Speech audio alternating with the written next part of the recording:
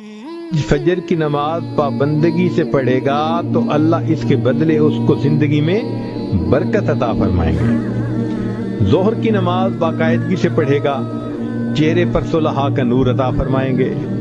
असर की नमाज पढ़ेगा, आमाल की तौफीक अता फरमा देंगे। मगरिब की नमाज पढ़ेगा, बाकायदगी से रिज़्क़ की लज्जत अता फरमाएंगे। और इशा की नमाज पढ़ेगा, अल्लाह ताला उसको लोगों के अंदर दुनिया और आखिरत में एतमाद अता फरमा देंगे। कि नबी अलैहिस्सलाम की 4 बेटियां थी। कितनी थी?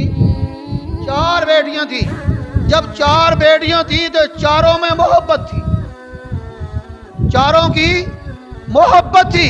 जब एक बेटी फौत हो गई तो 3 में मोहब्बत आ गई। जब 3 फौत हो गई तो 2 में मोहब्बत आ गई। जब तीनों फौत हो गई तो 1 में मोहब्बत आ गई। क्योंकि तीनों तो चली गई। अब लाजिमी गाते घर में एक बेटी है, उसी के लाड होंगे, उसी से मोहब्बत होगी, उसी से मोहब्बत का इजहार होगा, उसी के लिए इनाम और इकराम होंगे। लाजिमी बात, हक बनता। तो मेरे लिए भी अलैहिस्सलाम हज़रत फातिमा रज़ी अल्लाह तआला अन्हा का अदब व एहतराम बाप के लिए भी सबक है।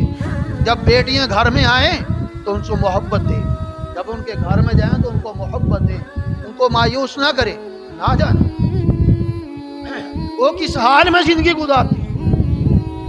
लेकिन जब बाप के घर में आए तो बाप को सीने से लगाना चाहिए, मोहब्बत करनी चाहिए। मेरे नबी अलैहिस्सलाम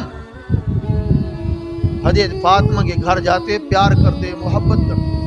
और जब हज़रत फातिमा रज़ी अल्लाह तआला मेरे नबी के घर में आती, आका अलैहिस्सलाम खड़े होके प्यार करते, इस्तकबाल करते और अपने मसरत पे अपने साथ बिठाते।